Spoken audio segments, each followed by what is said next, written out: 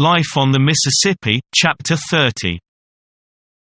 Chapter 30. Sketches by the way. It was a big river, below Memphis. Banks brimming full, everywhere, and very frequently more than full, the waters pouring out over the land, flooding the woods and fields for miles into the interior. And in places, to a depth of 15 feet, signs, all about, of men's hard work gone to ruin, and all to be done over again, with straitened means and a weakened courage. A melancholy picture, and a continuous one. Hundreds of miles of it. Sometimes the beacon light stood in water 3 feet deep, in the edge of dense forests which extended for miles without farm, wood yard, clearing, or break of any kind. Which meant that the keeper of the light must come in a skiff a great distance to discharge his trust, and often in desperate weather. Yet I was told that the work is faithfully performed, in all weathers, and not always by men, sometimes by women, if the man is sick or absent. The government furnishes oil, and pays $10 or $15 a month for the lighting and tending. A government boat distributes oil and pays wages once a month. The Ship Island region was as woodsy and tenantless as ever. The island has ceased to be an island. Has joined itself compactly to the main shore, and wagons travel, now, where the steamboats used to navigate. No signs left of the wreck of the Pennsylvania. Some farmer will turn up her bones with his plow one day, no doubt, and be surprised. We were getting down now into the migrating Negro region. These poor people could never travel when they were slaves. So they make up for the privation now. They stay on a plantation till the desire to travel seizes them. Then they pack up, hail a steamboat, and clear out. Not for any particular place. No, nearly any place will answer. They only want to be moving. The amount of money on hand will answer the rest of the conundrum for them. If it will take them 50 miles, very well, let it be 50. If not, a shorter flight will do. During a couple of days, we frequently answered these hails. Sometimes there was a group of high-water stained, tumble-down cabins, populous with colored folk, and no whites visible. With grassless patches of dry ground here and there. A few felled trees, with skeleton cattle, mules, and horses, eating the leaves and gnawing the bark. No other food for them in the flood-wasted land. Sometimes there was a single lonely landing cabin, near it the colored family that had hailed us. Little and big, old and young, roosting on the scant pile of household goods. These consisting of a rusty gun, some bedticks, chests, tinware, stools, a crippled looking-glass, a venerable armchair, and 6 or 8 base-born and spiritless yellow curs, attached to the family by strings. They must have their dogs. Can't go without their dogs. Yet the dogs are never willing, they always object, so, one after another, in ridiculous procession, they are dragged aboard. All 4 feet braced and sliding along the stage, head likely to be pulled off, but the tugger marching determinedly forward, bending to his work, with the rope over his shoulder for better purchase. Sometimes a child is forgotten and left on the bank. But never a dog. The usual river gossip going on in the pilot house. Island number 63, an island with a lovely chute, or passage, behind it in the former times. They said Jesse Jameson, in the Skylark, had a visiting pilot with him one trip. A poor old broken-down, superannuated fellow left him at the wheel, at the foot of 63, to run off the watch. The ancient mariner went up through the chute, and down the river outside, and up the chute and down the river again, and yet again and again. And handed the boat over to the relieving pilot, at the end of 3 hours of honest endeavor, at the same old foot of the island where he had originally taken the wheel. A darky on shore who had observed the boat go by, about 13 times, said, "Clar to gracious, I wouldn't be surprised if dey's a whole line o' dem skylarks." Anecdote illustrative of influence of reputation in the changing of opinion. The Eclipse was renowned for her swiftness. One day she passed along. An old darky on shore, absorbed in his own matters, did not notice what steamer it was. Presently someone asked, "Any boat gone up?" "Yes, sir." "Was she going fast?" "Oh, so loafing along." "Now, do you know what boat that was?" "No, sir." "Why, uncle, that was the Eclipse." "No. Is dat so? Well, I bet it was 'cause she jes' went by here a sparklin'." Piece of history illustrative of the violent style of some of the people down along here. During the early weeks of high water, A's fence rails washed down on B's ground, and B's rails washed up in the eddy and landed on A's ground. A said, "Let the thing remain, sir, I will use your rails, and you use mine," but B objected, wouldn't have it so. One day, A came down on B's ground to get his rails. B said, "I'll kill you," and proceeded for him with his revolver. A said, "I'm not armed," so B, who wished to do only what was right, threw down his revolver.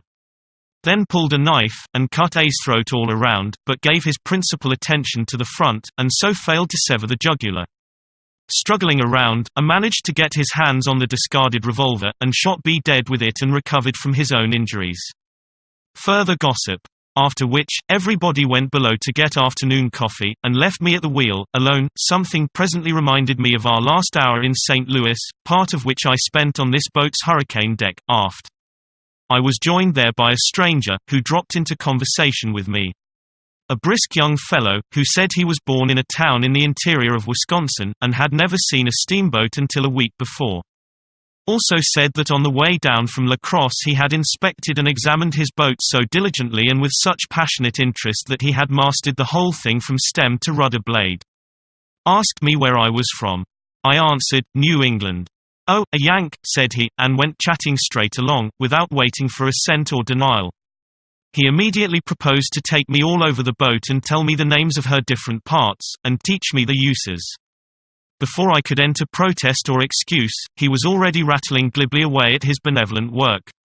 And when I perceived that he was misnaming the things, and inhospitably amusing himself at the expense of an innocent stranger from a far country, I held my peace, and let him have his way. He gave me a world of misinformation, and the further he went, the wider his imagination expanded, and the more he enjoyed his cruel work of deceit. Sometimes, after palming off a particularly fantastic and outrageous lie upon me, he was so full of laugh that he had to step aside for a minute, upon one pretext or another, to keep me from suspecting. I stayed faithfully by him until his comedy was finished. Then he remarked that he had undertaken to learn me all about a steamboat, and had done it. But that if he had overlooked anything, just ask him and he would supply the lack. "Anything about this boat that you don't know the name of or the purpose of, you come to me and I'll tell you." I said I would, and took my departure. Disappeared, and approached him from another quarter, whence he could not see me. There he sat, all alone, doubling himself up and writhing this way and that, in the throes of unappeasable laughter. He must have made himself sick. For he was not publicly visible afterward for several days. Meantime, the episode dropped out of my mind.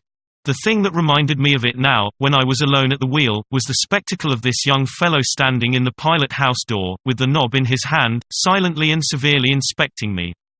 I don't know when I have seen anybody look so injured as he did. He did not say anything, simply stood there and looked, reproachfully looked and pondered. Finally he shut the door, and started away. Halted on the Texas a minute. Came slowly back and stood in the door again, with that grieved look in his face. Gazed upon me a while in meek rebuke, then said, "You let me learn you all about a steamboat, didn't you?"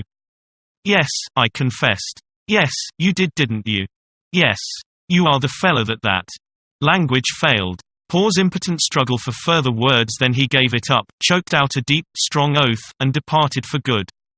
Afterward I saw him several times below during the trip. But he was cold, would not look at me.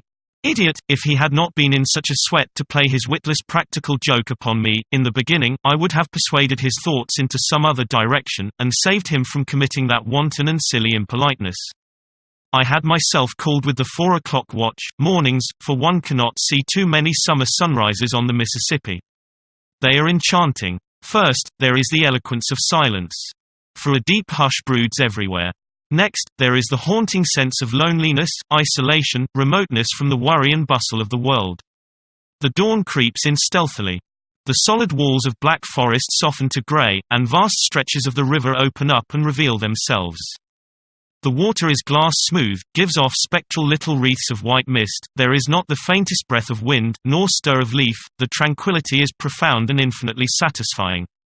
Then a bird pipes up, another follows, and soon the pipings develop into a jubilant riot of music. You see none of the birds, you simply move through an atmosphere of song which seems to sing itself. When the light has become a little stronger, you have one of the fairest and softest pictures imaginable. You have the intense green of the massed and crowded foliage nearby. You see it paling shade by shade in front of you, upon the next projecting cape, a mile off or more, the tint has lightened to the tender young green of spring. The cape beyond that one has almost lost color, and the furthest one, miles away under the horizon, sleeps upon the water a mere dim vapor, and hardly separable from the sky above it and about it. And all this stretch of river is a mirror, and you have the shadowy reflections of the leafage and the curving shores and the receding capes pictured in it. Well, that is all beautiful. Soft and rich and beautiful. And when the sun gets well up, and distributes a pink flush here and a powder of gold yonder and a purple haze where it will yield the best effect, you grant that you have seen something that is worth remembering. We had the Kentucky Bend country in the early morning scene of a strange and tragic accident in the old times. Captain Poe had a small stern wheel boat, for years the home of himself and his wife. One night the boat struck a snag in the head of Kentucky Bend, and sank with astonishing suddenness, water already well above the cabin floor when the captain got aft. So he cut into his wife's stateroom from above with an axe. She was asleep in the upper berth, the roof a flimsier one than was supposed. The first blow crashed down through the rotten boards and clove her skull. This bend is all filled up now, result of a cut-off. And the same agent has taken the great and once much frequented Walnut Bend, and set it away back in a solitude far from the accustomed track of passing steamers. Helena we visited, and also a town I had not heard of before, it being of recent birth, Arkansas City. It was born of a railway. The Little Rock, Mississippi River and Texas Railroad touches the river there. We asked a passenger who belonged there what sort of a place it was.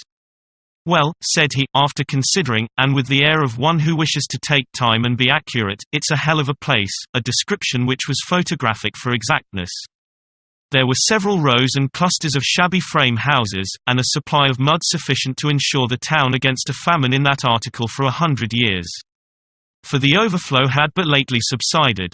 There were stagnant ponds in the streets, here and there, and a dozen rude scows were scattered about, lying aground wherever they happened to have been when the waters drained off and people could do their visiting and shopping on foot once more. Still, it is a thriving place, with a rich country behind it, an elevator in front of it, and also a fine big mill for the manufacture of cottonseed oil. I had never seen this kind of a mill before. Cottonseed was comparatively valueless in my time. But it is worth $12 or $13 a ton now, and none of it is thrown away. The oil made from it is colorless, tasteless, and almost if not entirely odorless.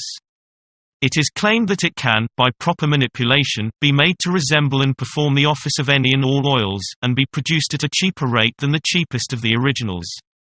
Sagacious people shipped it to Italy, doctored it, labeled it, and brought it back as olive oil.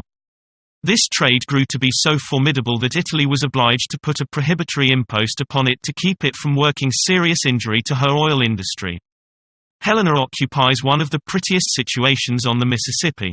Her perch is the last, the southernmost group of hills which one sees on that side of the river.